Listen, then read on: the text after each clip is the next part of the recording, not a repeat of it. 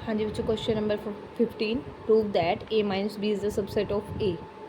ये हमें part prove करके दिखाना है। एग्जाम्पल से प्रूव करते हैं, बहुत इजीली हो जाएगा। a minus B is the subset of a।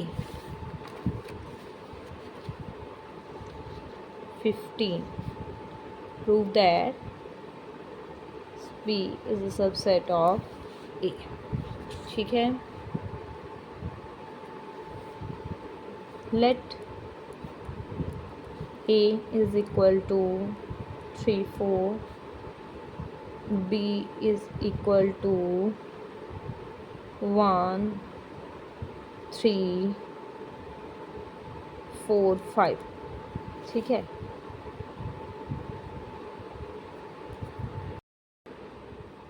हाँ जी, 3 4 1 3 4 5। अब a माइनस बी निकालो बच्चे। a माइनस बी 3 4, थोड़ा डिफरेंट सा ही एग्जाम्पल लेकर के मैं आपको दिखा रही हूँ इसमें प्रूव करके, ताकि आपके कोई डाउट ना रहे। 3 4 बच्चे, a में से b का डिफरेंस आप लो। 3 आ रहा है, ये भी नहीं आ पाएगा। 4 4 भी आ रहा है, ये भी नहीं आ पाएगा।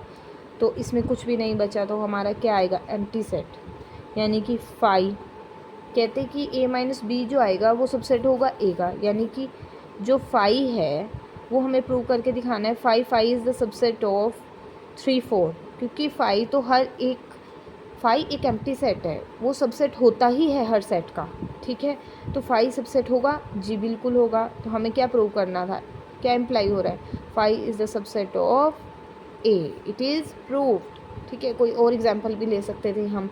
मैंने थोड़ा सा आपको ये दिखा दिया कि इसमें 5 मिल गया, तो आप ये प्रूव कर पाए कि 5 हमारा सबसेट तो होता ही है। ठीक है, कोई अदर एग्जांपल लेना बच्चे, उससे भी हो जाएगा। अगर आपको लगता है कोई अदर एग्जांपल से प्रूव करना है तो आप अपने डाउट्स क्लियर कर सकते हो। अब सेकंड पार्ट है 15 का B part, a union a is equal to a prove करना है। बिल्कुल जी, a बेटा लो, ले लो आप 1 2 ले लो। ठीक है, a की यूनियन a के साथ 1 2, यूनियन 1 2, ये आपका आ गया 1 2। ठीक है, 1 2 है क्या? a, ये आपका प्रूव हो गया, हैंस प्रूव। हाँ जी बच्चों, क्वेश्चन नंबर 15 का आपका करना है C part, A union 5 is equal to A. हमें प्रूव करके दिखाना है। कोई भी एक एग्जांपल ले लेते हैं, तो प्रूव करके दिखाएंगे कि ए सेट के साथ अगर यूनियन 5 की ली जाए तो वो किसके इक्वल होगा? ए के इक्वल होगा।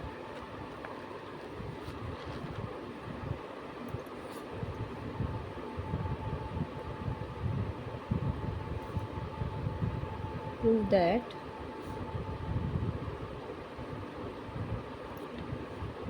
लेट कर लीजिए, कोई भी आप एक एग्जांपल ले सकते हैं। Let A is equal to हम ले लेते हैं 3 4 5 आपका एक सबसेट होता है, हर एक सेट का सबसेट होता है 5। ठीक है, तो अब हमें लेना है a यूनियन 5, आपने निकालना है। तो a है आपका 3 4 यूनियन 5।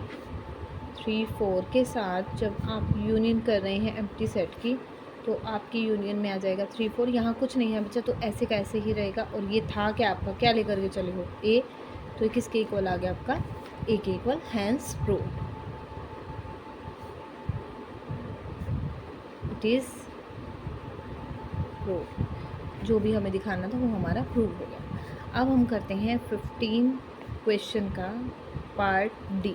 क्या प्रूव करना है देखते हैं।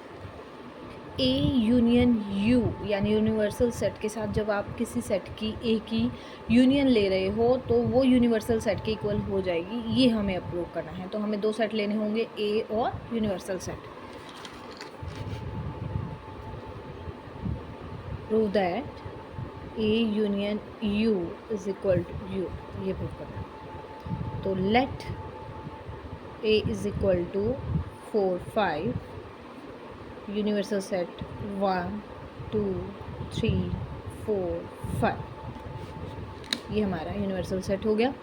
अब हम दोनों की यूनियन ले लेते हैं। A union U is equal to 4 5 union 1 2 3 4 और 5। कर दो बच्चे इसकी 1 2 3 4 3 4 5 ये एज इट इज़। उसके बाद देखो 4 5 आ चुका है तो इसको लिखने की ज़रूरत नहीं। अब ये था क्या, हम लेकर के क्या चले हैं, ये था हमारा you universal set.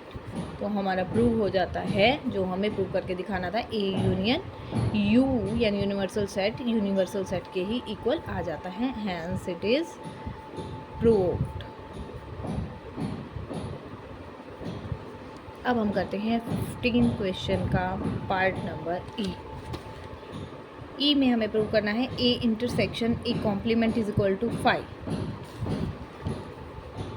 Prove that A intersection A complement is equal to 5, ये निकालना है। ए सेट और यूनिवर्सल सेट दोनों ही हम इसमें लेट करके चलने पड़ेंगे, क्योंकि हमें ए कॉम्प्लीमेंट के लिए यूनिवर्सल सेट की ज़रूरत पड़ेगी। तो ए लेट कर लेते हैं, यही आप एक एग्जांपल ले सकते हैं। 4 5 u इज़ इक्वल टू 1 2 3 4 5। तो यहाँ से हम निकाल लेते हैं ए कॉम्प्लीमेंट यानी कि 4 5 को छोड़ करके बाकी सारे के सारे एलिमेंट यूनिवर्सल सेट में से हमने लिख दिया। अब ए के साथ इंटरसेक्शन लेना है ए कॉम्प्लीमेंट का, यानी 4 5 इंटरसेक्शन 1 2 3। कुछ भी कॉमन इसमें नहीं आएगा बच्चा। सोचो आप कि ए है और ए का कॉम्प्लीमेंट है, ए यानी कि उसके एलिमेंट और कॉम्प्लीमेंट यानी कि उससे रेसिप्रोकल में उससे उल्टे है ना, उसको नहीं लेना। तो वो क्या आएगा, दोनों में कॉमन तो कुछ भी नहीं होगा, तो कुछ नहीं कॉमन आएगा तो क्या आएगा, हमारा एक एम्प्टी सेट आएगा जो हमारा 5 होता है। ये भी हमारा हमें प्रूव करके हमने दिखा दिया, हैंस इट इज़ प्रूव्ड। ठीक है बच्चे।